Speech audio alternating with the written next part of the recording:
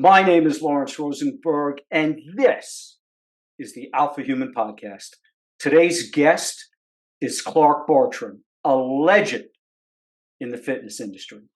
Clark's been on the cover of over, I believe it's 130 fitness publications, and he's inspired millions of television viewers with shows on ESPN, through to Fox, where he hosted the series American Health and Fitness. And as an author, Clark has written several books, including Where Your Mind Goes, You Go.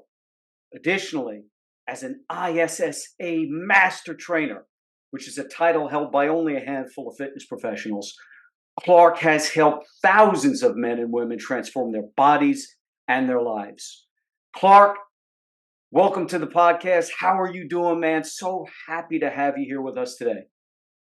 Brother, thank you for having me. I'm doing fantastic. And I love someone who does the research and knows how to introduce somebody. So for that, I'm very grateful. Just put you on my social media right there. So that's how we do this. We get this message out. I've been watching your podcast. Got a lot of great content from. Thank you. Last one I watched was the Navy SEAL Tom. Yeah, I can't remember. Tom Shea. Tom Shea. Yeah. So that was great. So I appreciate what you're doing, and I'm very grateful for the opportunity to be on here today to share this message that, right here on my shirt, check it like a man. Absolutely. Well, thank you. We're honored to have you here today. So look, we're not here to talk about how to get in shape if you're over 50, although, hey, that's a powerful topic to discuss. We're not here to talk about how to boost your testosterone, another subject that's important to men over 50. We're here to talk about a really heavy topic. Ultimately, it's a powerful and uplifting story, but a serious issue nonetheless. So, Clark, I gotta say, man, you are the picture of what a robust, in shape, ripped, healthy alpha male, alpha human should look like. And at 60 years old, man, you are crushing it. But with that said, you're facing a major health challenge right now. You've recently been diagnosed with prostate cancer, and you have a really interesting take on how you're handling this issue. And so, man, I'm really looking forward to diving deep into this subject with you. But before we do that, I'd love to get a bit of background on your journey to becoming a really big success in the fitness industry, as well as kind of what led you to join the Marine Corps and how that positioned you for the next move in your life and ultimately your career. Yeah, so it's been a progression that I look back on, and I can clearly see now in hindsight how it all led to the next thing.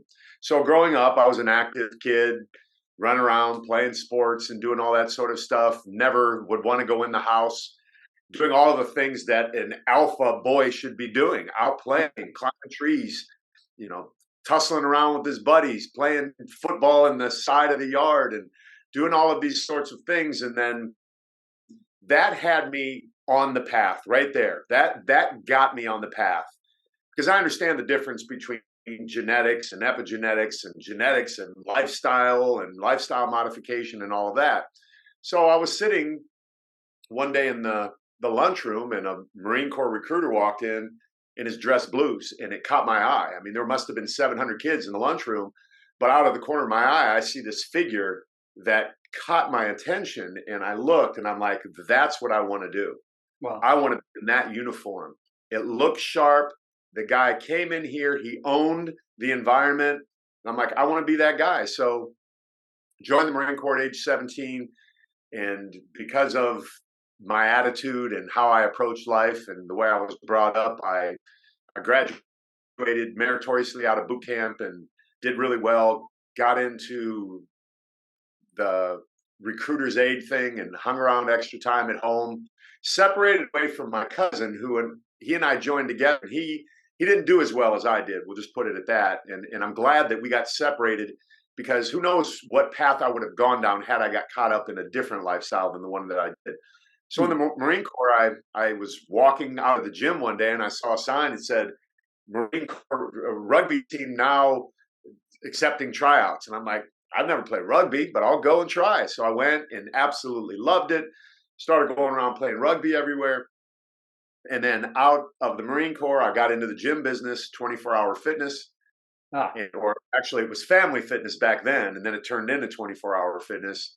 I did the training, I did the sales, I did the assistant manager, I did the manager. Then I ended up owning a couple gyms, and that, I got into the bodybuilding world. And when I was in the bodybuilding world backstage, I see a guy, everyone's taking pictures of him, fawning over him. I'm like, I'm as good looking as him, but why am I not in the magazine? So I approached the photographer, said, I'm always ready if you ever need me. He called me a few months later, said, hey, if you're ready. I said, I told you I'm always ready, including today. I mean, I'm ready to go oh yeah, anytime. oh yeah. So it led to the next thing, and then that led to an opportunity on TV, and that led to the movie. So it's just been stepping stones. And I've been very conscious of what possibilities are out in the future for me. You know, that's really, I think, a a message that few people kind of take heed of, which is, you saw it throughout your story there.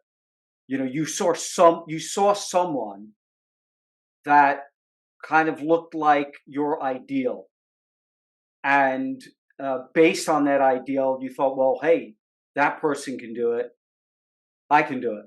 And that's most of the time people look at someone that they admire, and they're like, well, that person's on a pedestal, I can't do that. I can admire them, but I can't be that. And so I think that certainly for kids and for teenagers in this day and age, kind of getting that sense that actually, if someone is out there doing it and you admire that, the fact that someone is doing it means you can do it as well. I just need to see one person doing it. I'll give you an example. So I'm 60 now, and I was recently in the gym training with Mike O'Hearn, who's younger than me, but we were training with Robbie Robinson, who is Oh, 78. I looked at Robbie, and he is absolutely shredded. He is in better shape now than he was in pumping iron. He's in better shape now than when he competed in the Olympia. He's in better shape now than all of the iconic photos you see him with Arnold and mhm. Frank Zane and Boyer Coe and all of the guys at the original Gold's Gym. And I said, that's all I need to see. One guy. If one guy can do it, that means this guy can do it. So that's what I seek out in life, is one person doing something, and then I don't limit my ability to do it. I just keep trying until I get it done. So that's the path that I'm on with my fitness pursuit, is knowing that it is possible to maintain a healthy and youthful physique throughout our lifetime, even in the face of difficulties. Very strong, very strong. Okay, so now let's dive in a bit, and thank you for kind of giving us some background there on some of that bio. Again, it's inspiring, but I think what's coming up now, what we're going to talk about, ultimately is even more inspiring. So your message, I got to say, when it comes to cancer, your message resonates with me in a major way. So I've had two major run-ins with kidney cancer. Once 7.5 years ago, doctors found a grapefruit-sized tumor on my left kidney, which I had removed along with the kidney. Then a year and a half ago, we had another tumor removed from my liver, which was also the same type of cancer they found in my kidney. It had moved to the liver. So we ripped that out of me. And I got to say, I remember the day the doctor called to tell me they had seen the tumor on an ultrasound, and my head spun. Right, like at first I was numb, and after the call, my mind went down like a dark rabbit hole. I contemplated all the existential issues that one would imagine one thinks about when getting hit with a cancer diagnosis. I mean, your life, your loved ones, your future, all of that stuff. Kind of like my God, what's going to happen here? But then the very next morning, I woke up with a completely different mindset. I got out of my own head and I got on the internet and I searched the term "how to beat cancer." And from that moment on, I've been on a journey of empowerment. So I'd love for you to walk us through your journey from discovering your elevated PSA levels to your prostate cancer diagnosis. How did that hit you? Like, what went through your mind, and how did you process it? So I'll work up to that point where I was sitting in this room and the doctor gave me the information. But I was just one day in the gym parking lot looking at my blood work because I'm always telling guys how to boost their testosterone naturally. And just for the record, to set it straight, I don't do TRT. I don't need any of that sort of stuff. I understand lifestyle modification, how to get the most out of my body. So anyway, that's not the topic. The topic is I was sitting there looking at my testosterone, and my doctor, concierge doctor, said, Clark, your PSA is elevated. You might want to go see your GP. I was like, all right, all right. So I go in and we do the DRE, the digital rectal exam, and I was making content. I had my phone out. I had it on the chair. He didn't know I was recording. I'm bent over. He's got the finger on my butt. And you could hear him in the background say, oh, I feel something here, but I'm not really worried about it. So instantly, this is the type of credibility and authority we give doctors. When he said, I'm not worried about it, I instantly wasn't worried about it. So I kind of let it go. I didn't think twice. And I went on about my life. Then he called me a couple of days later and said, I'm going to order an MRI. Orders the MRI. I'm waiting. Well, the insurance turned it down. And I got a message through my portal. Hey, the insurance turned it down. Didn't hear from the doc. So I'm like, I'm not that worried about it. So later he messages me back and says, hey, what's going on? I said, I don't know. The insurance turned it down. So he pushed back, thankfully, and got them to approve it. And I went in for the MRI. And then on the PIRAD score, I scored a 5 out of 5. And then he hits me back on a Zoom call and says, there's a really good chance that you have cancer. Probably an 85 to 90% chance. I'm like, okay, cool, whatever. And I'm still not even really worried about it at all. I haven't worried about it yet.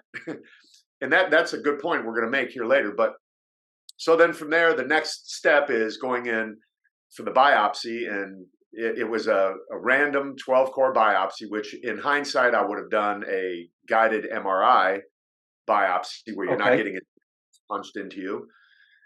But out of the 12 core samples that they took, 7 came back cancerous, and the Gleason score rating. So the Gleason score was 3 plus 4 equaling 7 on 6 of the core samples, and a 4 plus 3 equaling 7 on 1 of the core samples.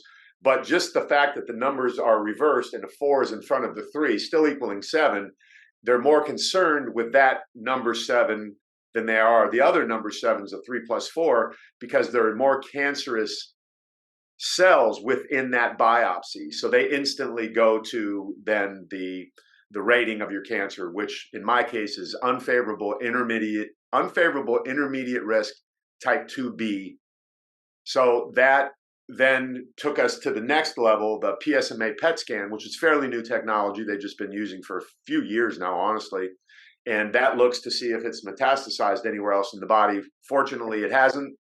So it's maintained within the prostate. But anyway, I was sitting here one day, got the Zoom call from the doctor, and he said, oh, by the way, we found cancer. And I was like, okay, what next? I literally, no BS, not for 1 second, this is no exaggeration, not for 1 second did I have a gut punch feeling. Okay.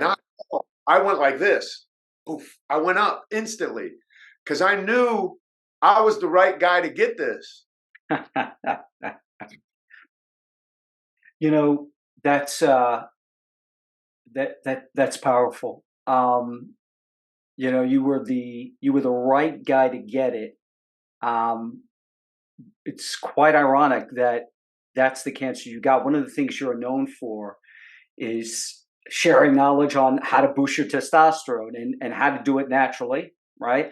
And I've heard you mention the irony of being known for boosting testosterone and then facing prostate cancer. And it is wildly ironic because one of the concerns of boosting testosterone, chemically at least via TRT, and certainly for performance enhancement level doses of testosterone, is its potential for negatively affecting the prostate, at least as it pertains to benign hyperplasia due to the excessive conversion of DHT. But then there are studies that show dihydrotestosterone, DHT, does not cause the prostate to grow, right? So you have these conflicting studies that go back and forth, as well as studies that say TRT is not a risk factor. So before we go further, I'd love to get your thoughts on that. Do you believe that, number one, well, let's start with TRT. Do you believe TRT is a risk factor for prostate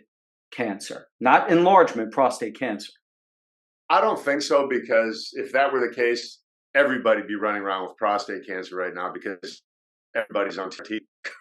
You can't throw a rock and not hit a guy who's on TRT. And that's one of the issues I have, but that's a whole different discussion. So I do not think that's the issue. I think collectively we are sum total of the last 10 years of our life. So whatever I've been doing for the last 10 years, collectively, stress, alcohol, food, anything that I've done to myself over the last 10 years has come to fruition and said, here you go. You gave yourself cancer.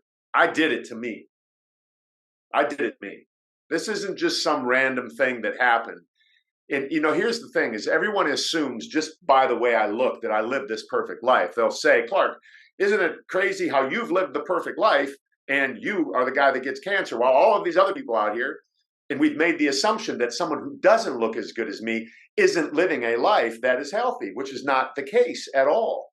So I think that's the first thing people really need to understand is that this is self-induced. Now, the question might then become, well, how do you explain a little kid? I have no explanation for that. All I can say for me as an adult at 60 years old, looking back at my life, knowing what I've gone through, knowing what I've done, I am responsible for this. Okay, so before we touch on that, I just want to go back one step. When you said you were the right guy to get this, why is that? Can you expound on that, please? Yeah, because of the way I look, because of the job that I have, because of the fact that I've created this social media influence that men who will be diagnosed with this at some point, 1 in 7 of them, have been looking at me and been watching me and been waiting to pull the trigger on coaching with me, now are hearing me say, I have prostate cancer. Now the playing field is leveled, because before I'm somewhat of an anomaly, honestly. At 60 years old, not a lot of guys look this way. Unfortunately, it shouldn't be the case, but it is. It's the world that we live in.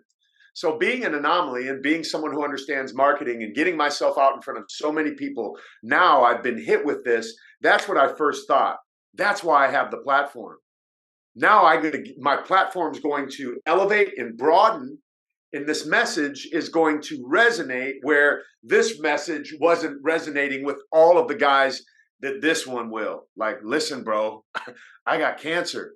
And then my goal is this, for a husband and wife to be sitting there together. And I had this discussion last night with a couple, my wife did. And the wife says, after the husband goes, honey, look, this guy got cancer. I better go get checked. She's like, I've been telling you that forever. Why didn't you listen to me? Well, I'm that guy that can speak to that man because I know this is what I do every day. Men come to me and say, I've been watching you for months. And when you said this, I decided to get started. I decided to change my life. I decided to start exercising. Whether they do it with me or not, if I can be the catalyst to help them move in the direction, then I've done my job.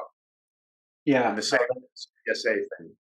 That makes sense. I think another reason why, you're the right type of person, not that I would wish this on anyone, but that you're the right type of individual to get this cancer is because people will look at you and they'll, it's like, well, hell, if he can get something like this, then can you imagine if you're not, because they're going to assume you live the perfect life, or at least you take care of yourself physically, and this is a physical illness.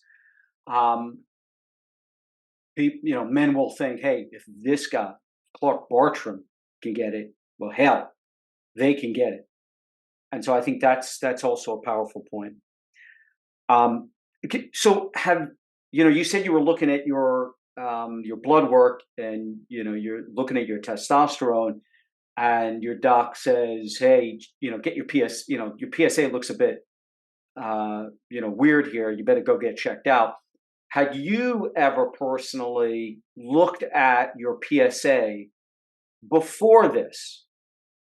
Yeah, so we were looking at this. Brings up a point that finasteride. So I was on finasteride for BPH and Right. also my hair, because I wanted to keep my hair. I'm a vain guy, so it does both, but in different milligrams. So it's 1 milligram for your hair and 5 for your prostate, or vice versa. I'm not sure exactly which way it is, but Okay. that's beside.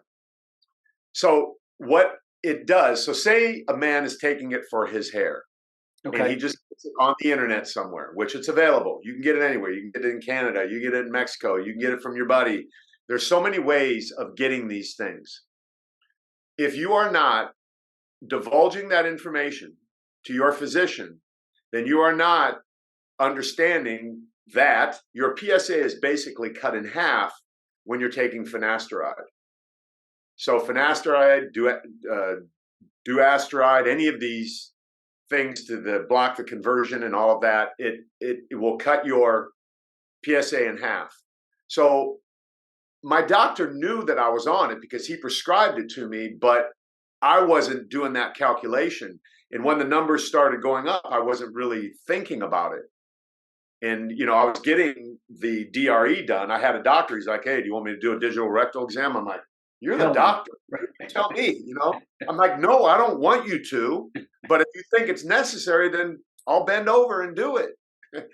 So you just have to realize that there are so many factors that play into this. And PSA is not an exact science, but it is the first marker that every man should look at to determine if he needs to take the investigation to another level. Consider PSA the check engine light in your car. That's all it is. It's like, hey, go look further what's going on. Right. So you're taking finasteride, and so you're seeing your PSA level for X number of years, but you're seeing it, and it's not going to be as high as it would have had you not been taking it. And then that check engine light would have been like, whoa, it would be on, because this was kind of masquerading or camouflaging the issue.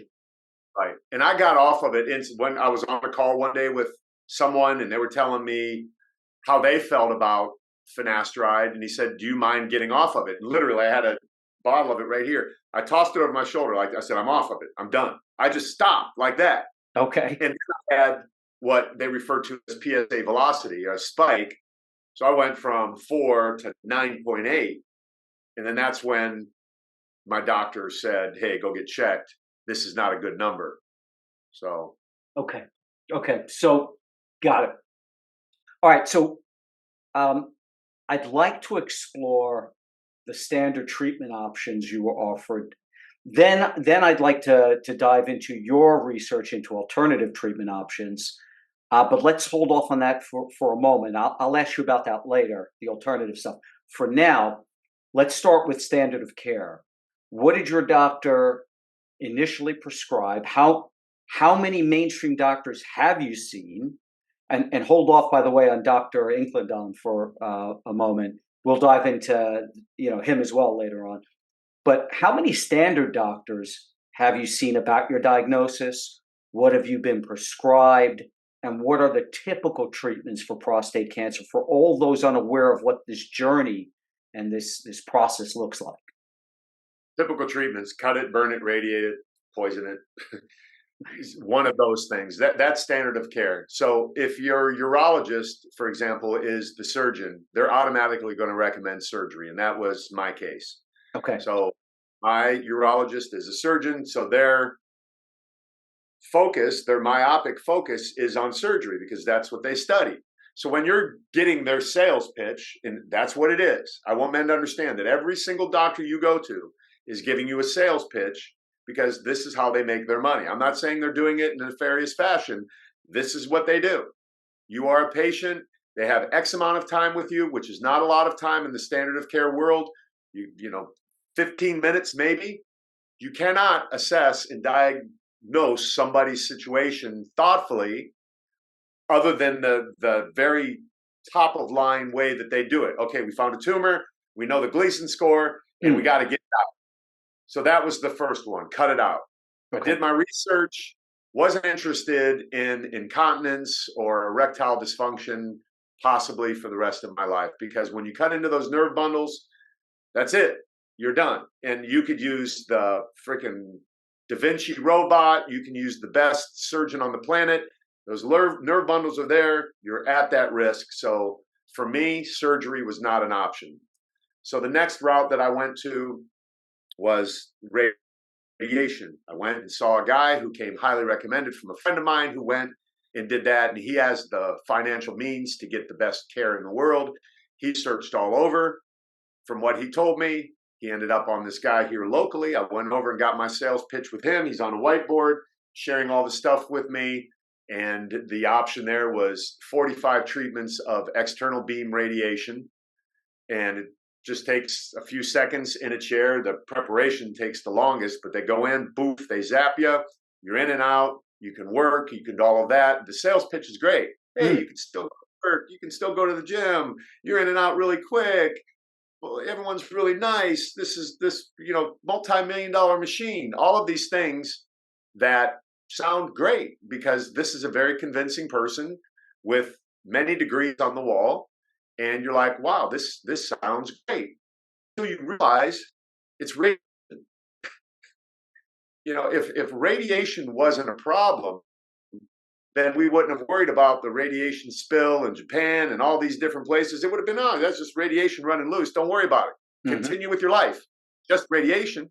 But a doctor will tell you, we use it in doses that aren't going to give you cancer. And that may or may not be the case, but it's still radiation. And it's not something that was too appealing to me because with my diagnosis, it's not just radiation. It's radiation plus hormone deprivation therapy, which goes back to the irony. And I'm like, no, this ain't happening. I absolutely refuse to do this. I don't care what you say. Now the word's out on the street with me. So I go from the surgery conversation to the radiation. And there's a guy online that I watch, Dr. Alex Scholes, who is a urologist, and he is against surgery. He has PCRI, Prostate Cancer Research Institute. So that's my kind of mainstay for information. Okay. And I saw a seminar that they had where there was a doctor who does the brachytherapy, which is the seed implantation. Right. So I drove out to Palm Springs to meet with him. And when I listened to him, that sounded very appealing. What they do is they take seeds, they go in your perineum, your tween meat, your taint, whatever you want to call it. They put those seeds in real time with a 3D model of your prostate up on a screen. They map them out. They put the seeds in there so you have internal radiation. And then again, because of my diagnosis, there needs to be a secondary treatment. And that secondary treatment would be half of the amount of radiation. So instead of 40, I would get 20. So a little radiation on the inside, a little radiation on the outside.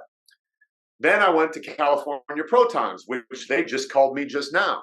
I feel like this is no disrespect to allopathic medicine or standard of care. This is my experience. This is what I'm feeling. Not literally, you're in a sales pitch.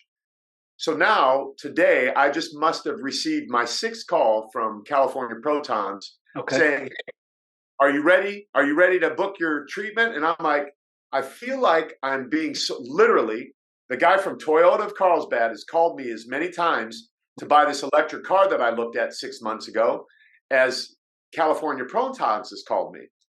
So their big sales pitch is the machine that they use, that proton therapy, because of the type of radiation, doesn't exit your body. Therefore, there's no high risk of damage to exist or surrounding Right. organs. Because it goes It right. Because it doesn't go through the tissue. doesn't go through. It goes in and it stops. That's what So right. That's what they said. there's Yes. a proton therapy, which would go through out the other side and could affect your liver or your anus. So now they have this technology, space or technology, where they separate your anus from your prostate because all it's very close. So when you're getting the radiation, you're not at risk of it leaking down into there. So then you have the HIFU, and I've talked to guys at Loma Linda University with the cyber knife, which is another form of radiation. And what I'm seeing here, like I try and observe and watch this instead of being in it. Mm-hmm. If you're in it, then your emotions play. You can't really observe what's going on. If you look at these names that they give the technology that they're using, it's really very interesting because it's 100% marketing. Cyberknife. That sounds so accurate and so precise and so clean. And you know what I mean? But it's still radiation, and it's probably not a whole lot different than any other form of radiation that you would be getting, whether it's proton, photon, or any of that. And then you go back to the surgery thing. Everybody's doing this robotic surgery now, acting as if the robots are more precise than humans are. And I've heard standard of care doctors saying that's not the case. It's just that these interns are now, this is just the way they're being trained. They're being trained on the robot. That's it. None of these new interns are being trained old school way. Go in there and, carefully cut it out. And so it's all very crafted messaging that you have to be very aware of what they're saying and how they're saying it, and understand, like, this is your body. Do you want an organ ripped out of your body first and foremost? Is that truly the way to handle this?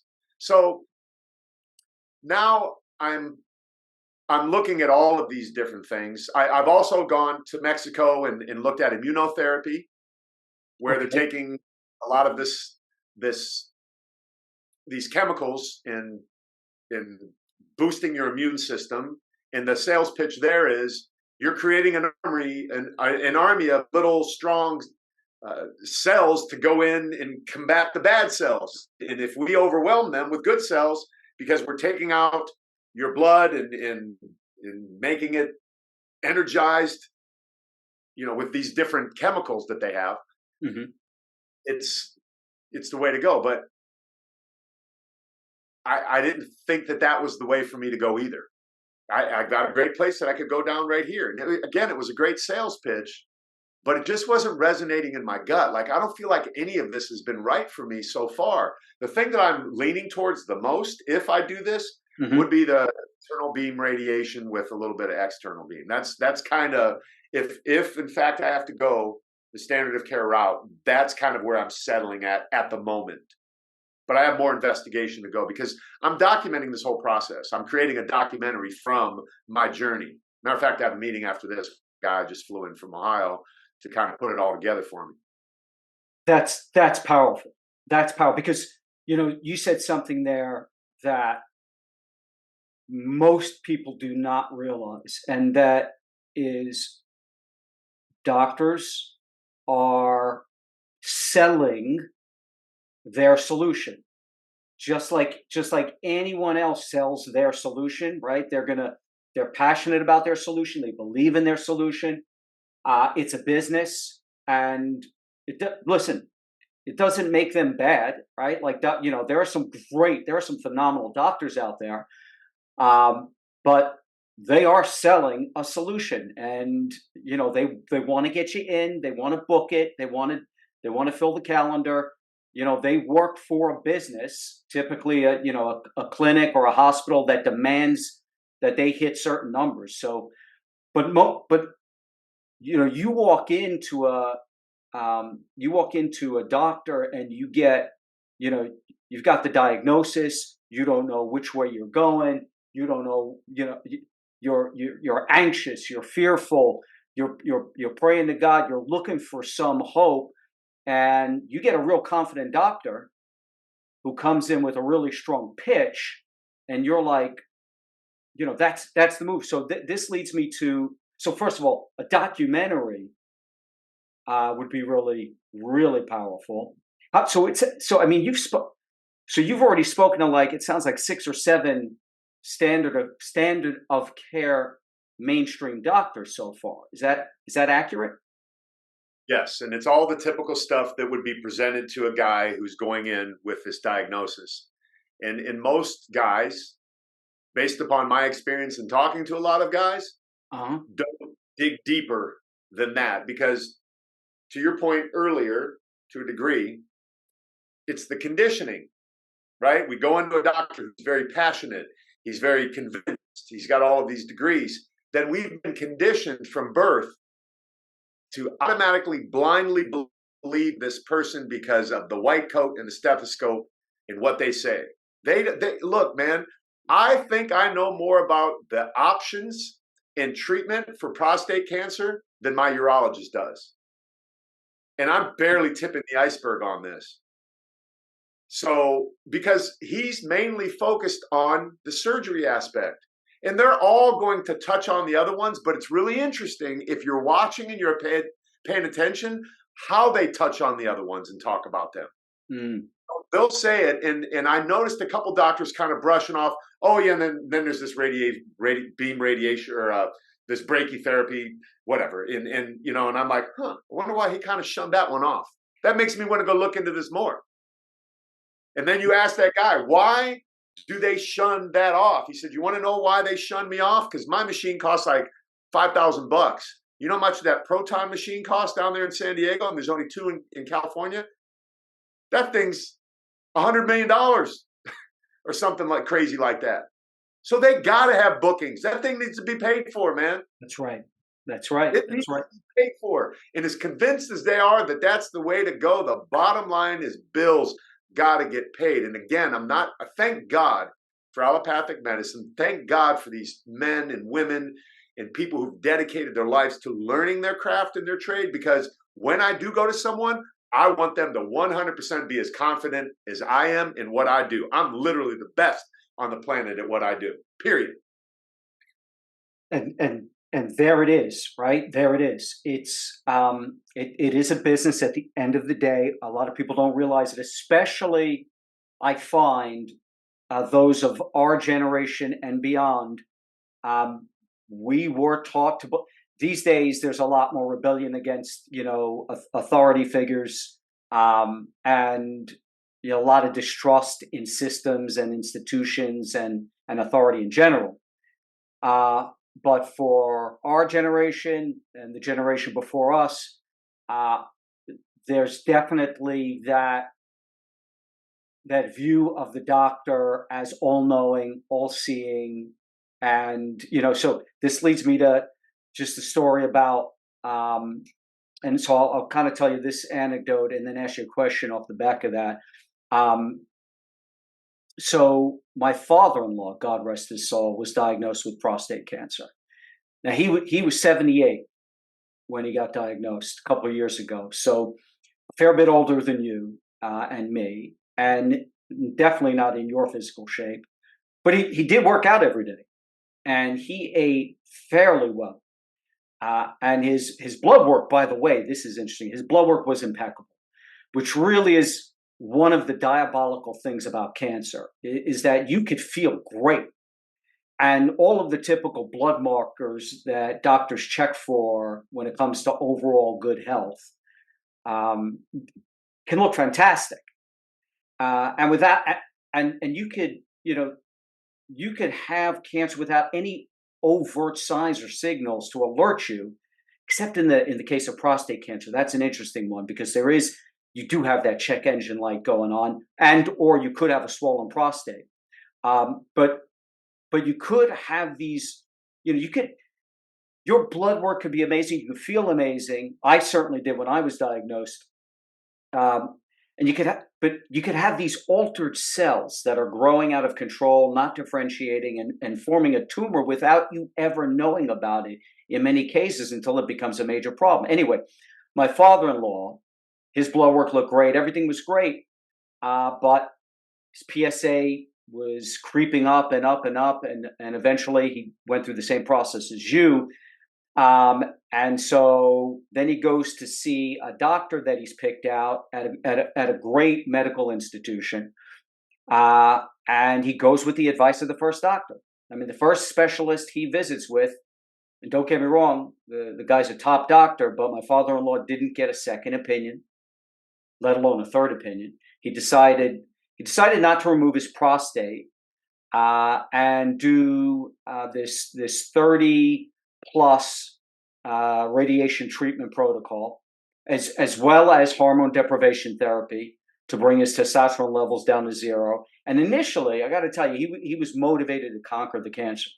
I mean, I was taking the guy to the gym, and we were lifting. He was lifting 4 times a week at the gym, and every day at home he was also working out with bands, and he was pumped up, he was motivated. But then a couple of months after the radiation was completed, so he started radiation and hormone therapy somewhere around July, a couple of years ago.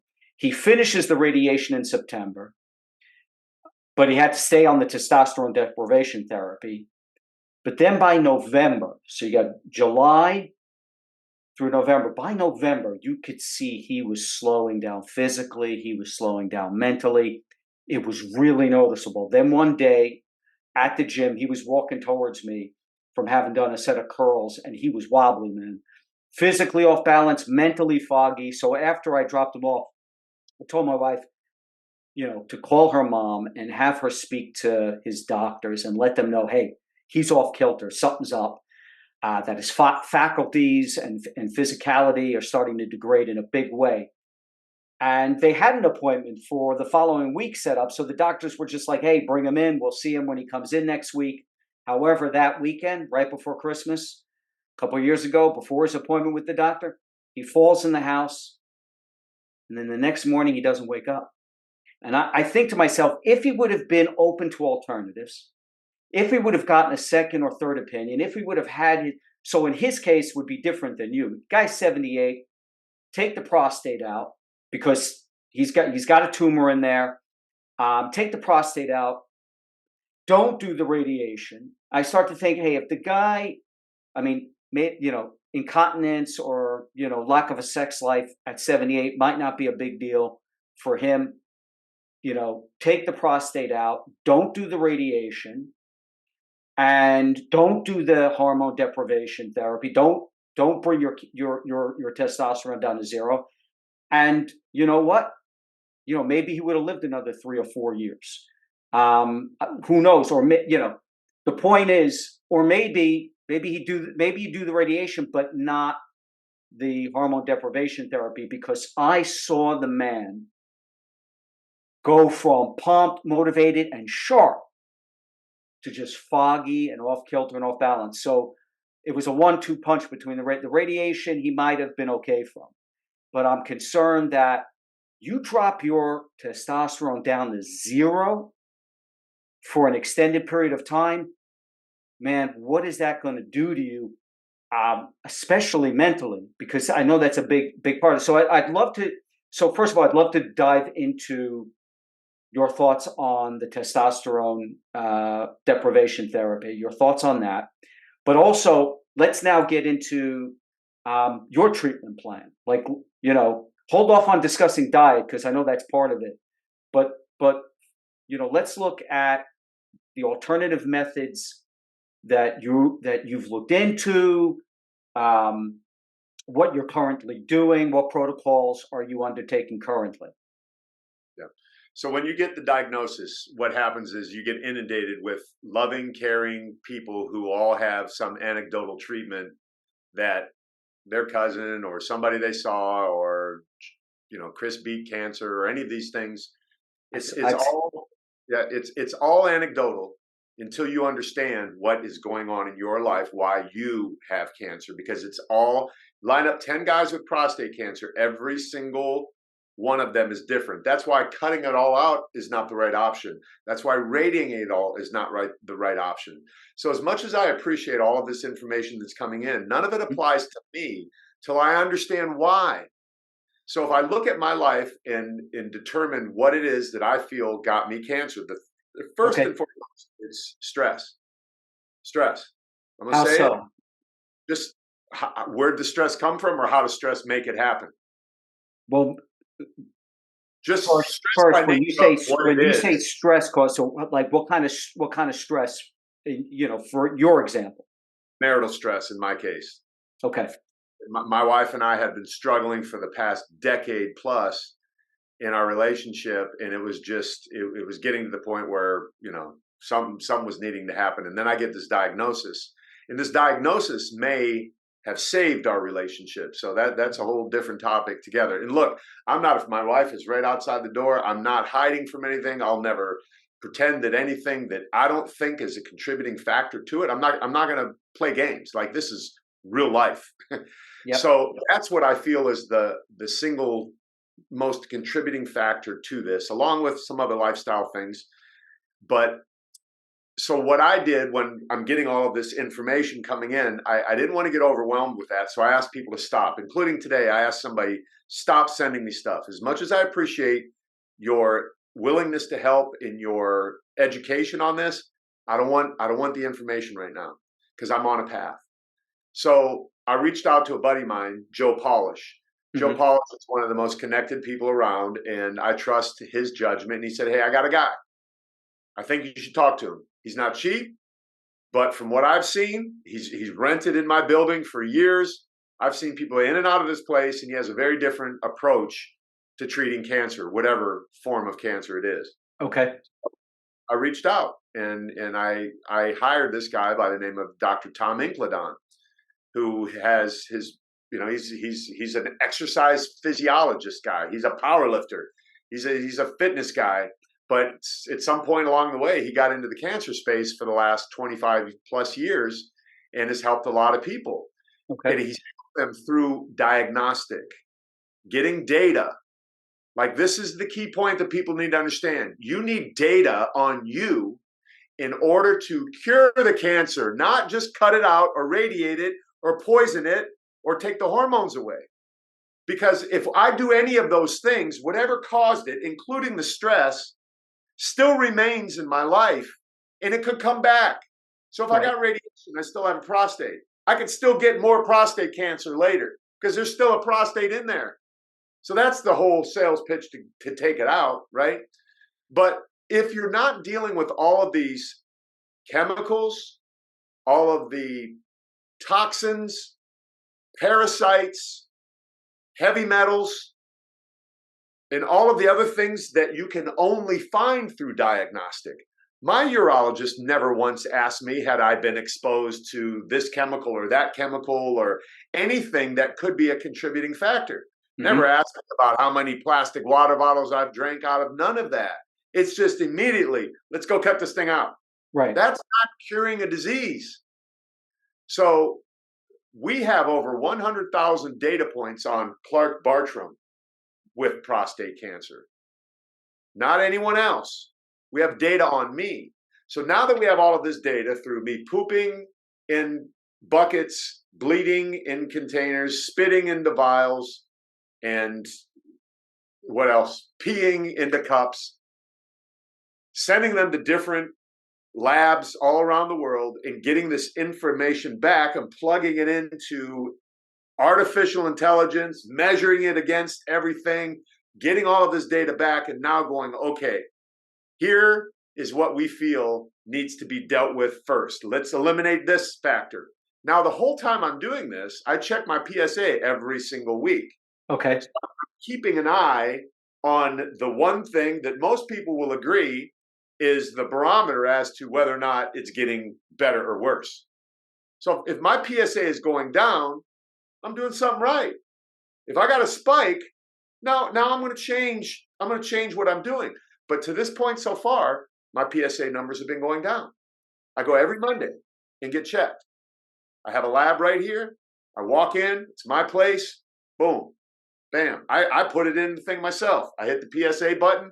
I wait 10 minutes. It comes back. So we know there are bacteria in my stomach that needs to go. So all this talk of gut health now that's been on the top of people's minds is real stuff. Like gut health is important. So we're dealing with my gut health first. Okay. We're taking, fiber and man, if I showed you the bags of pills that I take all day long, I don't even ask what they're for. I look and I see, I am trusting this process. I'm not getting overwhelmed and stressing out with more information because, as I stated, stress is part of dis-ease. And I don't want any more dis-ease through trying to learn. And I'm trusting someone that I believe can help me based upon my research on this individual. All the This while, is Incledon, Dr. yes. Incledon. Okay. Yeah. So we meet once a week and we talk about what we see and what's going on. So recently we just got, since my diagnosis, there have been 2 more tests that have come out because science moves fast. And he is not opposed to standard of care. He talks to oncologists all the time, and they're comparing notes and they're sharing information. So this is not me going down a path saying, fuck these guys. I'm not doing that at all. This is me going down this path saying, my job, I have it written on my whiteboard right here. 4 things that I need to focus on. Slow the cancer. You got to slow the cancer down first. It's like a train. You can't stop a train just like that. It slows down. Slow the cancer, stop the cancer, destroy the cancer, and heal the reasons for getting the cancer. That's my mission in life. How am I doing that? Managing my stress, exercising, EWOT training, exercise with oxygen. I got to go fill my tank up right now. Supplementation, getting rid of the bacteria, the E. coli and the stuff that we found in my gut. Right. Next, we go to the chemicals that we found in my body. Stuff like triclosan that's in your toothpaste. Triclosan, yes. It's in the hand sanitizers as well. It's in all of it, man. And we're putting this stuff on us, in us. And it's just, I have a brand now called Legendary Men's Care that I'm part owner of. And it's toothpaste, it's shampoo, it's deodorant. It's everything that we as men use for our toiletries. And we've taken out all of the hormone disruptors. So if everyone needs to go to legendarymenscare.com and get rid of all, I don't care how much of an emotional attachment you have to your toothpaste you used as a kid, throw that shit away. That triclosan, that was the #1 chemical found in me. Wow. So we're eliminating that. Very, very interesting. And I love, that's what's really powerful is that you're using, because the PSA level can give you that check engine light that you talk about. You can actually use that as a frequent diagnostic tool to see how what it is you're doing can actually have a real effect on your cancer, because you can see how that thing moves up and down depending on what you're doing. Yeah. And if you have sex or jerk off before you go in and get it done, it's going to be elevated. Your PSA numbers are going to be high. So you have to understand the things that are going to affect it. So a guy could get a false positive on a PSA and get scared right away. Like, I'm going to have a conversation with a buddy of mine who's going in to get a biopsy. His PSA is only 4.2. I said, dude, you don't need a biopsy. Don't go get a biopsy yet. And that's another thing that men need to understand about prostate cancer. It's slow. It's slow. You have time. So people they're always getting on me. Clark, what are you going to do? What are you going to do? You think I'm not doing stuff already? I'm doing more than 95% of the guys on planet Earth are going to do to deal with this. And my goal in doing this, for one, is what I just said, those 4 points, but also educating men. Back to my point originally at the introduction, because I've got this platform, I want men to hear me and go, look, bro, listen, you don't need to let your anxiety dictate your treatment. That's what standard of care is going to do to you. Oh, we got a diagnosis of cancer. You're a 7 on the Gleason. You're an 8 you're a 9 on the Gleason. You still have time to research and look around and not just blindly go get it cut out and then wish later that you had listened to me or talked to somebody else or take a step back and started exercising, change the way you eat, got the stress out of your life, maybe freaking divorced your wife if that's what was necessary. You know, this Yeah. is So okay. All right. So in researching, so for me, and by the way, I love what you said about how you know, and by the way, that's not an arrogant statement to say you know more than your urologist, because anyone who spends the time, because I've done this, for years now. Um, I, I'm lit. So anyone who spends the time to dive into their health condition, to dive into, say, the type of cancer they have, and who spends a few hours every day reading the studies, reading the literature, diving into it, learning, there will come a point where you will know more than your doctor knows about the cancer you have, because these doctors are specialists. And these specialists are specialists in subtypes of cancer as well. And this thing goes so far down the file tree till you get to that file that they become, that their narrow field of vision is focused on, for the most part. First of all, 87% of oncologists are community oncologists. They do no research. That's not their job. Their job is to administer treatment, chemotherapy drugs, drug protocols. 87. There's only 13,500 oncologists in the whole country, and again, 87% of them do no research. So if you do any real research for any extended period of time, you're going to know far more about your cancer than 87% of all the oncologists out there. The other 13%, they're the ones that are at the big university hospitals that are doing trials and really working on advances in cancer. But if you go to one of those oncologists who are bona fide experts, if you look at what they're focused on in their advanced laboratories and studies and the papers that they're writing, it's a super narrow field of how does this genetic anomaly, of what could be hundreds of genetic anomalies and mutations that you might have, how does this particular mutation respond to this particular drug combination? And that's what they're focused on. And so they're not going to see everything else that's going on around that orbit, because they're not really focused on reading all of the literature taking place around that orbit. And so you really got to do an investigation. And I won't go too far down that, but in researching chromophobe renal cell carcinoma, which is the type of kidney cancer I have, I found studies that suggest, and I want to get your opinion on this.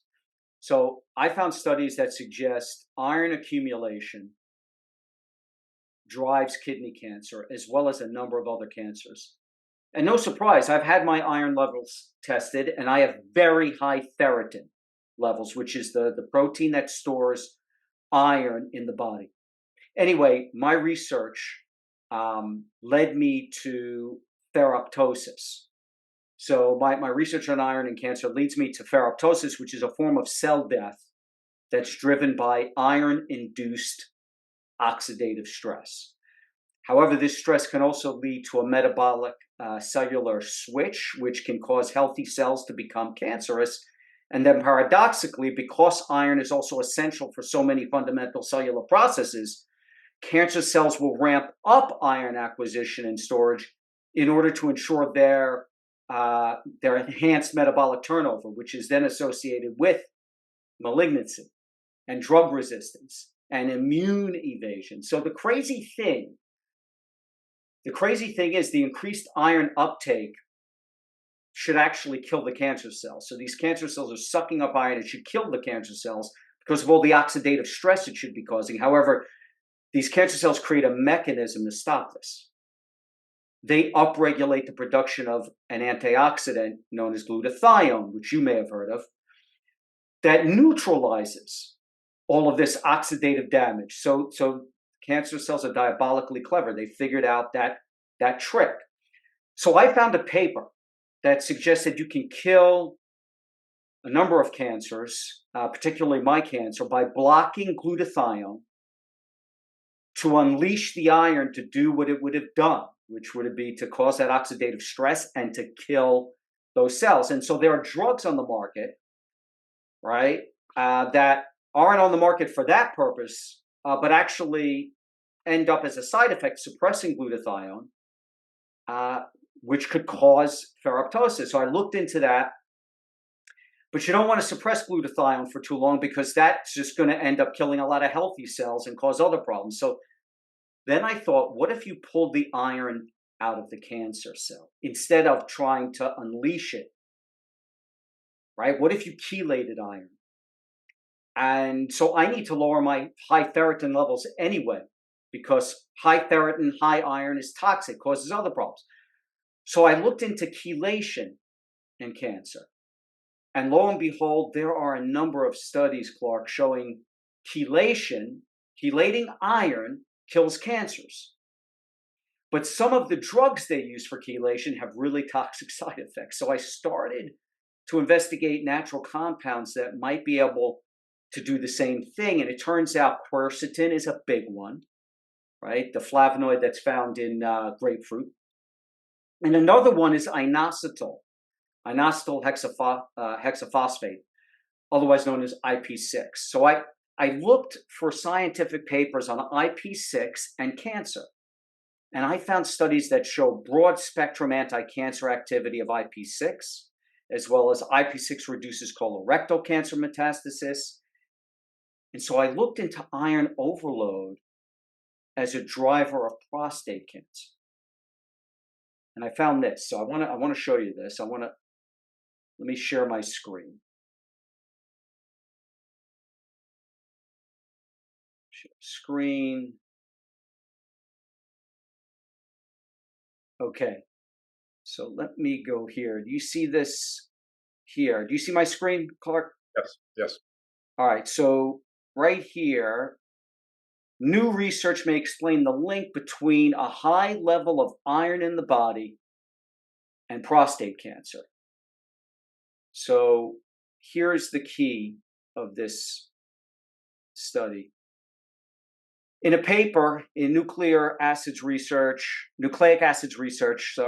researchers from Cancer Science Institute Singapore at the National University of Singapore focused their investigation on the iron storage gene FTH1, noting the link between iron level in the cells and the development of prostate cancer. So that's number one. That's the first thing I wanted to show you. This is another study. Serum ferritin in combination with PSA, prostate-specific antigen, improves the predictive accuracy for prostate cancer. And here's the highlighted part. The study says, we found that high ferritin levels were positively associated with increased PSA and prostate cancer risk. Each 100 nanogram per milliliter increase in serum ferritin increased the odds ratio by essentially 95%. And then finally this. So this study here about using inositol hexaphosphate, IP6, the natural compound, inositol IP6 is found in rice bran. But they found that inositol hexaphosphate not just is effective with colon cancer cells, but also with prostate cancer. So this says here, highlighted, mechanistic studies by us have shown that IP6 possesses strong anti-cancer efficacy against both androgen-dependent and independent prostate cancer cell types, wherein it inhibits cell growth, causes G1 cell cycle arrest via modulation of cell cycle regulatory molecules, and induces apoptotic death. So this is a natural compound, right? And what I'm curious about, this isn't my pitch for you to start taking IP6, right? I will tell you that I'm taking it to lower my ferritin levels because my ferritin levels the upper end of the range on that is like 400. Mine's like over, like it's almost 900. I've already brought it down almost to 800 for the last month taking IP6. But the point is this, what I'm wondering, first and foremost, is with all your data points that you're taking, what I'd love to know is what markers are you looking at? Like what markers, like what do you keep besides your PSA? Like what markers are you kind of keeping an eye on and looking to see what what your levels are? So I know you're looking at that triclosan. I think you said you did heavy metals testing. So I'd love to know, what are you keeping your eyeball on blood wise? Yeah, blood wise, it's just mainly the PSA. So with respect to the quercetin and the IP6, I'm taking both of them. Been taking them. Boom. Yeah. And this goes back to even COVID. People were taking that for COVID as well. So there's a broad spectrum of benefits that you can get from these natural compounds that we overlook in our world because we've been convinced that a prescription way is a better way to go, when we both know that most prescription drugs come from that natural source. They're synthesized, they're then standardized, and then now we're into this whole thing with prescription drugs when we could do it over the counter in many cases. So with respect to your question about what we're looking at, PSA is the main marker, but what we're doing now, and this is the conversation I had with Incledon the other day, these two new tests that we got, one urine and one blood, he said because of they're more proactive instead of reactive. So they're more to determine whether or not someone has cancer than, in my case, already having the diagnosis. But there are data points that are in these tests that we can use to determine that what you just asked, specifically what we're going to attack next. So his comment was, okay, we're dealing with the bacteria right now. Right. Mainly, we want to get that because when we look at the line item by line item, what is the most nefarious of all is the bacteria in my gut, in the levels that we found it. With chemicals, there's I was watching someone the other day, an influencer, talking about everyone, he suggested after the age of 50 should do some sort of chelation process just for the aging factor. Yeah. So we will probably, after we deal with the gut, we don't want to do too much at once because I'm already taking a ton of pills right now. So we don't want to do more on top of that to stress my system out even more. And then I'm doing the EWOT training, and people question the oxidative stress with as much oxygen as I'm breathing in during my cardio sessions. But the supplementation and all of what we're doing should be balancing these things out, because when you were reading those studies, I can imagine a lot of people going, fuck it, dude, I'm just going to get it out. This is just too much for me to think about. That's what most people are going to do.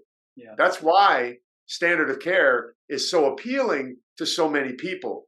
So once we get the data back from these two new tests, one blood, one urine, okay, he said, I need to talk to the CEO or whoever of this lab, and I believe it's Tempest Labs is the ones doing the testing, which is a really renowned lab. He wanted to talk to them to really understand what these tests are helping us determine specifically with me. So they're going to look at my results. They're going to discuss my results. Mm-hmm. And then the guy who understands these tests better than my guy does, he's now referring out, and he's going to go, okay, I'm trusting this person to help me read these tests to give you the best possible next best move. Right.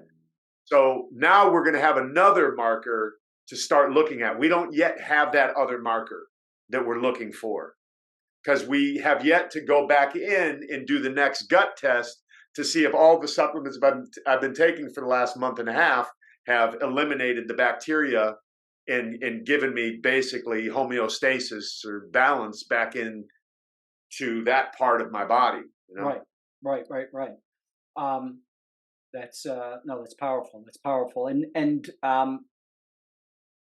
one more question on that is, what was it I was going to ask you? I had it. I lost it. It'll come back to me. Okay. Now let's talk about diet, because I know that for you, diet, nutrition, that's going to be like a cornerstone of how you're approaching this. So, would love to get your thoughts on diet. How, what is your what does your eating look like, and has it changed since all that you've learned? So I've always been kind of a low carb Mediterranean style type of eater. It just resonated with me. It just made sense. Okay. You look at some of these different areas of the world, blue zones, and how people eat. There's a lot of the blue zones that have a Mediterranean diet. And I've always kind of subscribed to that sort of style of eating. So as we dove into the diagnostics on me, I started questioning him. I was like, hey, how do you want me to eat? And he sent me his PDF, and it's basically a Mediterranean diet. Oddly enough, today, I had a guy reach out to me and say, Clark, I watch you on the internet, and what you eat is poison. So I will admit, based upon what I had talked about earlier, the last 10 years of your life is really why you're where you're at today. If I look back over the last 10 years of my life with respect to what I ate, as far as the purity of the food, for example, it wasn't grass fed and finished. It was whatever I found at the grocery store, because part of what I was doing is trying to get people to lose weight. And I thought, not everybody, like my mindset is this: not everyone is going to go get grass fed and finished. If I'm trying to help a man in Ohio lose 75 pounds because he's working in the steel mill every day, I got to speak to him on a level that he's going to be able to connect with to help him lose weight. That's where my mind has always been. So if I went to the grocery store and got a $5 discount thing of meat that was at the end of the aisle, I never thought twice about it. Right. Never thought twice about it. Right? So I have to question now, did that contribute? Probably. So what am I doing with respect to that in the Mediterranean diet? I'm now sourcing my food from a much better, but do we really ever know? That's the question. Do we ever know? Unless I got cows in my backyard and I'm growing everything in my backyard, we don't even know. I can't go to the farmer's market on Tuesday and trust in the fact that that farmer didn't spray his shit with something to make it grow. I don't know this. So people that are on their high horse and reach out to me and say, Clark, the way you eat, I'm like, come on, bro. And that's what I said to this guy today. I appreciate where you're coming from, but let's not pretend like we all got it figured out and we're all doing things perfectly. Here's the bottom line. We live in this world. This world is full of endocrine disruptors, stressors, oxidative compounds that will mess you up. All sorts of different things we're being attacked by on a daily basis. The best thing we can do is manage these things to the best of our ability, right? Because who am I to put my standards on somebody else? They got to get it. The saying is now there's levels to this shit, right? There's levels to this shit. There is. So with food, I'm eating a Mediterranean diet, salads, vegetables, salmon, avocado, blueberries.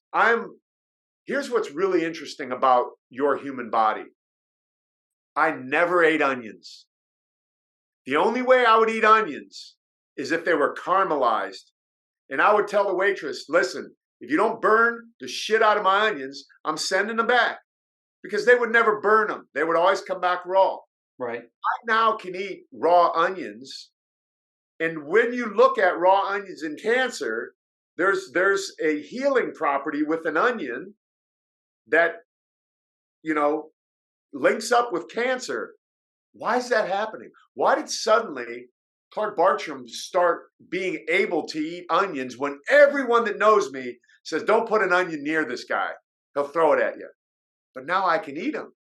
Does my body know that? And is it craving something to naturally heal me? Like, think about this for a second. Now you extrapolate that out. I'm suddenly craving a lot more fruit. I'm eating a lot more blueberries and things and watermelon. Someone the other day said watermelon's horrible for you. I'm just like, shut up, shut up, man, you idiot. People, man. Listen, what you're saying, resonates, because when you get to if you put aside cravings for for comfort foods, Yeah, and when you're at when you're in the zone physically and mentally, when you got your nutrition dialed in, when you've got your mindset, when you got these things dialed in, your your instincts become very sensitive. And so when your body's telling you, like, because same thing was happening to me after doing this for a long time. I never ate fruit, man. I never ate fruit. Slowly but surely, I started, for some reason, started craving it more. Um, and I wouldn't eat it because of the sugar. One thing led to another. I stumbled upon a study that showed that my type of cancer actually doesn't ramp up the metabolism of glucose like other cancers ramp up, um, and that it actually has a different nutrient supply chain to foster growth. And I was like, you know what? I could actually eat some fruit if I want. Man, I'll tell you what. Now all of a sudden, for some reason, by the way, I'm craving broccoli. So it's like, so I get what you're saying. I think a lot of people, that's another challenge for a lot of men that are going to get what you have, or people that are going to get what I have. All the other habits you talk about that have to get cleaned up, so that you're doing what needs to be done to remove whatever is exacerbating the inflammation, or causing the inflammation, or causing the cancer in the first place. You got to deal with that. A lot of people going into this have so many other issues lifestyle wise that they got to get that shit straight. But that, once you get that stuff straight, you become like a fine-tuned machine. And you could, so that when you talk about that onion thing, man, that hits home. It's real. And another thing I'll say is, say someone is going standard of care, Mhm. with respect to your comments about lifestyle right now. It's never, I've never been in a meeting with anyone else with cancer, so I don't know if this is talked about or not, but I'm going to make the assumption that it isn't, based upon the conversations that I've had with these doctors, Yep. but maybe it's because of the way I look. But I don't think that they're saying, hey, it's 4 months until your surgery because I'm so booked out. Here's what I need you to do. I need you to go to the gym and bust your ass. I need you to change the way that you're eating. I need you to handle whatever stress you have in your life, whether it's with your wife or at work or whatever it is. I need you to kind of look at the things that are in your house. What are you putting on your body? What are you putting in your body? Are you putting cologne on? Like, what are these things that you're doing to yourself that may have been a contributing factor to this? Because my goal as your standard of care doctor is, I never want to fucking see you again after this. Right. Once I cut this shit out, I don't ever want to talk to you again. I'll take the Christmas card saying, hey, doc, I'm still here. Thanks. Didn't piss my pants either. Whatever. So that I don't think happens. And that's what I loved about when I drove. So this is the lengths I'm going to. I drive 6 hours to Scottsdale to go see Ingledon for 10 minutes. Right. And pick up my supplements and come back. But the first time I went in there to create the actual relationship, because he does have a doctor in there, he's a PhD in exercise physiology. So I created a real relationship, doctor-patient. But when you go in there, you don't see people bald from chemo walking around with dark bags under their eyes carrying a IV thing. It's a gym. You see old ladies in there deadlifting or freaking one arm rowing 70 pounds. Jesus. You see people on EWAT machines. You see people lifting weights. He's like, Clark, if these people have to go and get their pancreas cut out, I'm going to make sure they're stronger than they've ever been in their entire life, all the while trying to get rid of the underlying factors that they got this stuff. That doesn't happen normally in this world. And what I'm saying is, listen, brother, if you go, I'm talking to the guys out there, if you go get standard of care treatment, take your ass to the gym, get your food right, get your shit together, get your mind right, get rid of the stress, relax, don't be anxious, and go do what you're going to do. But understand that that didn't treat the reasons you got cancer. There's something else going on in your life that you need to deal with. And if you don't, you're being negligent. Yeah, very strong, very strong. And I love that. I love what you said there about going to see Dr. England on, and you walk into a gym. Man, that sounds like the greatest doctor's office that I've ever heard of. Uh, Now, I've never heard of such a thing. That's amazing. And I just remembered that thing that I forgot that I wanted to ask you. All the testing that you've done, have you done any genetic testing? Yes. Yeah. We've determined a couple genetic mutations that so and I don't remember exactly what they were and what Mhm. happens, but what we do know is we now can plug me into a database. I am now forever able to put information into a database. So if you were a doctor and you recommended you give me Mhm. some sort of medication for diabetes or whatever, I take the medication that you prescribe, plug it into this database. It measures it against my genetic code and tells me whether or not my body's going to have a positive or a negative response to it. Wow. If it's a negative response, I can go, hey, doc, I'm not good with this medicine. Can we try a different brand or a different version? We plug that in and it says, okay, based upon what we found in your genetic profile, this is going to work better for you. And the same goes with radiation. We can look at my genetics and determine if radiation is going to be something that jives with me and works. And and is this program through Incledon as well, or is that a different program? No, that's just some database that's out there and available. Like everything that he does, he just did what you did. He pulls it up on PubMed and he Right? shows me, Mark, look, it's right here on PubMed. This is what all these doctors are looking for is stuff on PubMed. He said, you know what you can do based upon what we found out about you instead of hormone deprivation therapy? In order to increase the absorption, if you will, of the radiation into the tumor, you take resveratrol. Just go get resveratrol. Drink a shit ton of resveratrol. You can take a little bit from wine if you want, but get most of it from a good Right. source and put it in your water, drink it. That's going to give that tumor the ability to absorb that radiation where you don't now need to go get hormone deprivation therapy. And back to your father-in-law or your Yes. whoever it was, I Yeah. believe it's because of the hormone deprivation therapy that he ended up the way he did. I I would agree with you 100%. I watched. Listen, I watched it happen. I watched it over a period of a few months.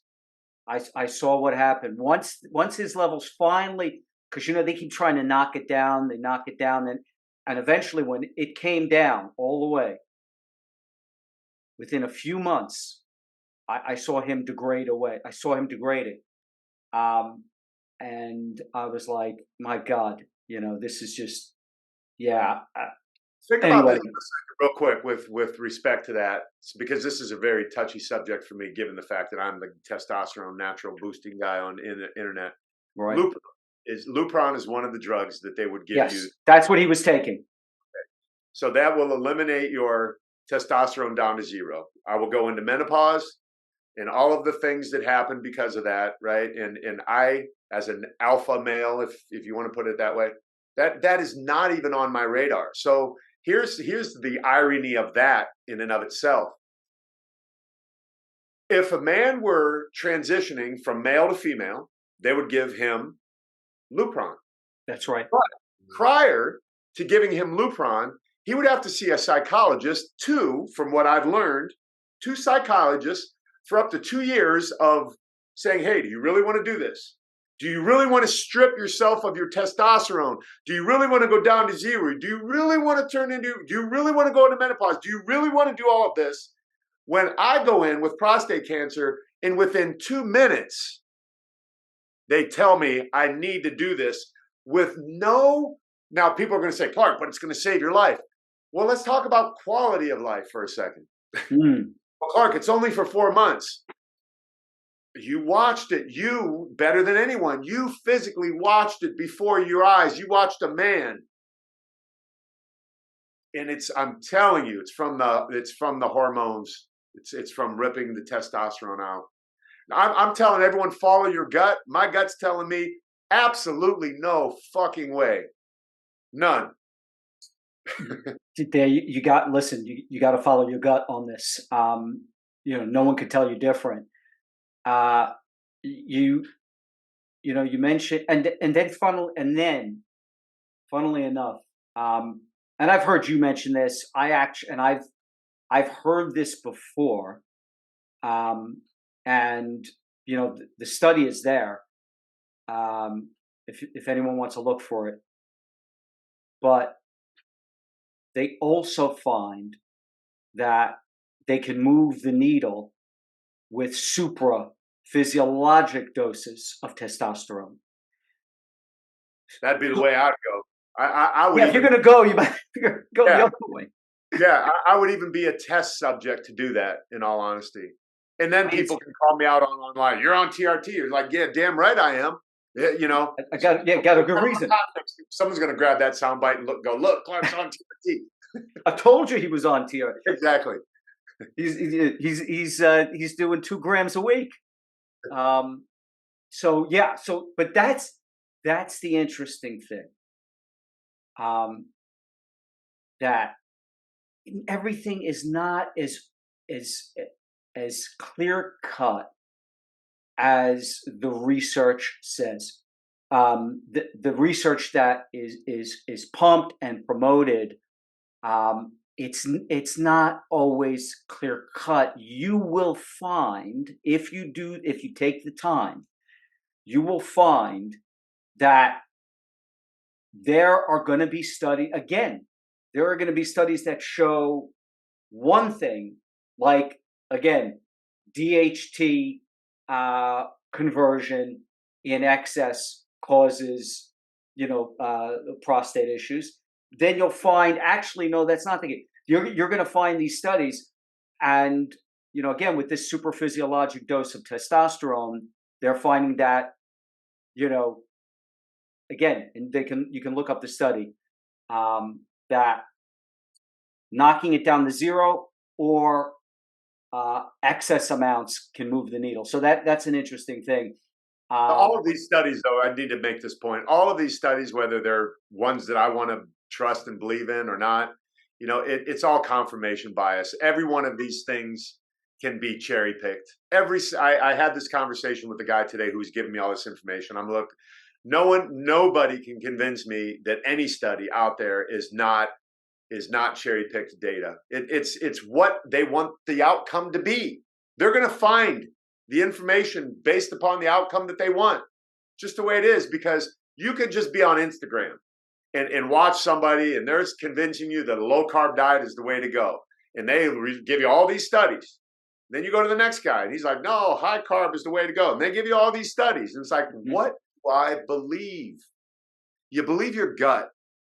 You believe what you know is right for you. That's really the bottom line. You do your homework. Mm-hmm. You understand what's out there and what's available for you. You find out who's the best. You look at some of the data and make your own decision as to whether or not that is valid to you. Like, it's really all up to you, man. That's the bottom line that I want to get across to men. Yeah, I think that's right. I think that if you spend the time, and you can't abdicate your responsibility to your own health. You can't abdicate your responsibility to be the decision maker in your own recovery and in your own healing. You can't you can't offload that responsibility to a so-called expert. You have to involve yourself in critical thinking. You have to become an expert on your condition if you want to have a fighting chance to make it out to the other side. And so, okay. Yep. So I wanted just a couple more questions. I know we're kind of getting close now on time. So you have these lifestyle principles that you talk about. That's part of your protocol. That's part of what you teach others. Can you talk a little bit about these? I think it's five. You call it five lifestyle principles. Yeah. So right here, this has become the logo for what I do. It's mindset, meals, movement, community, and integrity, in that order. The question I get oftentimes, and I'm sure you've gotten this as well throughout your life, what's more important, diet or exercise? Neither until you get the mindset right. Because I could put you on carnivore, paleo, intermittent fasting, keto, cabbage soup, or any of these different ways of eating. Mm-hmm. Your mind is not set to do it long enough, in my case, to heal the reasons I got cancer, right? Then what good is it if I'm just going to instantly go back after my discipline wears out? It has to be, your mind has to be set. There's a difference between discipline or desire than having your mind set. Right. So that's the big piece. And then mindset, meals, movement, community is a big one. I need to be surrounded by like-minded men. I need to be surrounded by people who are going to support me. I need to be surrounded by a village that's going to help me get through this thing. And then integrity, living your life with integrity, like really being honest about what I'm doing, really being honest about how I'm living. And those two factors, it's different applications of integrity, but it's the same thing. So if I go to Incledon and he asks me, how many times have you done EWOT training since I saw you last? And I lie and say 50, and I only did 5. What good is that if I'm not being a man of integrity with how I'm reporting to the person I've trusted with my care? So with respect to what you said a minute ago, I've never felt more alone in my life than I do right now. I have a ton of people around me, but to your point, it's up to me. Bottom line, it's up to me to get through this, period. So, Truer words never uttered.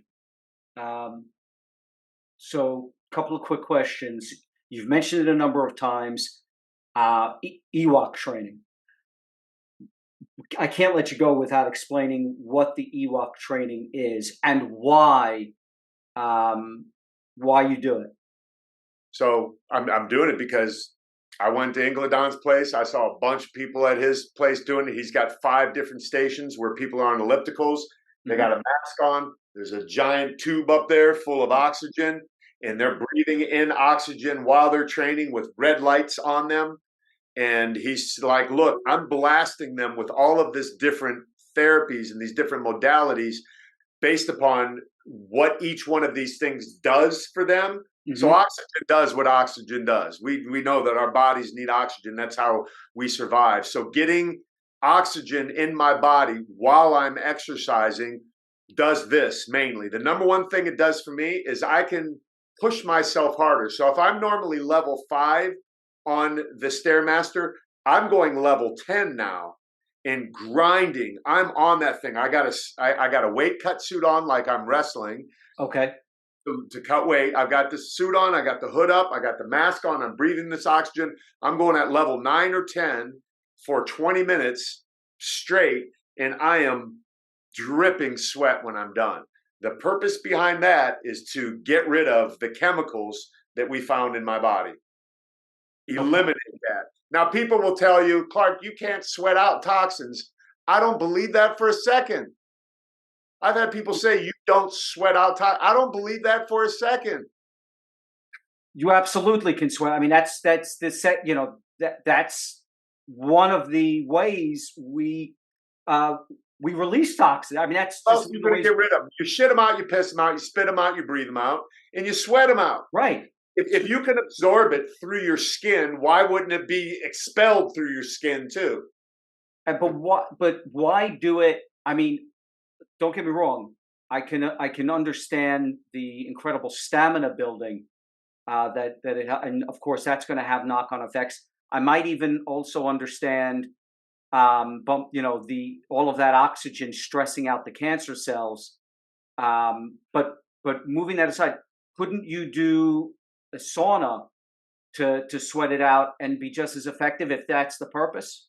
Yeah, I asked him that because I didn't want to do all that hard training. Because the first day I did it, I swear to God, I wanted to die, man.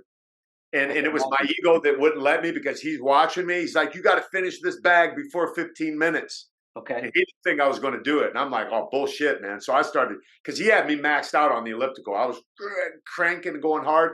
I said, can't I just go in the sauna and sweat this out? Because I got a steam room, I got a sauna, I got all that stuff. Right. He said, nope, you got to do it with exercise. And that's all I needed to hear. I didn't even question him one level further. But my belief is just that getting stronger and putting in that effort cannot hurt you. It can help you. So that's enough. That's all I need to hear. Okay. That's all I needed to hear. I love it. I love it. And listen, I agree. If you can sweat it out and get stronger and gain more stamina, yeah, 100%. And get over the bitch ass dude in your head. That's the number one thing. You know, when I'm putting that suit on and I'm filling that bag up and I'm like, gosh, the argument that I have with myself and when I overcome it, I'm like, yes. When I go to get in that cold plunge and the argument that I have with myself and I do it, I'm like, yes. And which argument is worse? The one going into the cold plunge or the one going onto the Ewok machine? I would say the cold plunge. Cold plunge sucks, especially right now. Oh my God. Okay, so what? Two last questions. The first one is you've mentioned resveratrol, and I know you're like you say taking like 100 pills or whatever the case may be. But what would you say are really some of the key ones that you're taking? Resveratrol is one. I know you mentioned IP6 and quercetin, but that's that's only because I brought it up. That might not be part of your protocol as far as like, hey, here are the top 5 things I'm taking that I'm really focusing on. All the other stuff is ancillary. So really interesting thing is that when Incledon gave me all of my supplements, he gave me a supplement called Pectosol. Oh, and yeah, go ahead. The company had just reached out to me, not knowing that I'd been given this diagnosis. And I was in conversation with them, and then I got Incledon who prescribed it to me, and I'm like, I am meant to be the face of this brand. So I use Pectosol, and it's, it's pectin, right? And so I'm using that. I'm using the apricot seeds because I watched that documentary about that guy's second chance or second whatever it was called. Right. I'm doing the soursop. I'm doing the black pepper oil. I'm doing all of these things that people have thrown at me.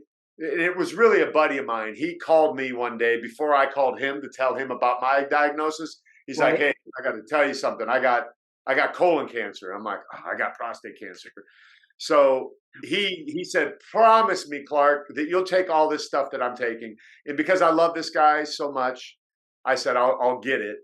And even though it was anecdotal to me at the time, because I didn't really know what caused it, Yeah. Figured it can't hurt. And I asked Incledon, I'm like, is this stuff going to hurt? He's like, nah, take it. I got to tell you, it's amazing that you said that because so in one of the podcasts I did on cancer and natural compounds, I talked about just a bit, but I'm like literally looking at my notes here. Man, that's what the Pectosol. It's basically it's modified citrus pectin. Yep. MCP. Man, let me tell you something. A lot of people, most people will have never never heard of what you just said. But man, this stuff is powerful. So their studies, modified citrus pectin, anti-metastatic properties. Anyone out there who's listening to this, read this paper, modified citrus pectin, anti-metastatic properties, one bullet, multiple targets. The authors reported that commercially available fractionated pectin powder, commercially available, it's not a drug. It's not a drug. You don't need a prescription. It induced apoptosis in prostate cancer cells, approximately 40-fold above non-treated cells. So, and that is really interesting. So I'm glad you mentioned that. So resveratrol, Pactisol, that's a great one. Very interesting. So you got the capsules, or you have the powder that you can do it in. There you go. So a product that goes alongside of it. I have to right here. I'd be remiss if I didn't. Prostacade. Yeah, so Prostacade is the other product that works synergistically with it. Okay. So,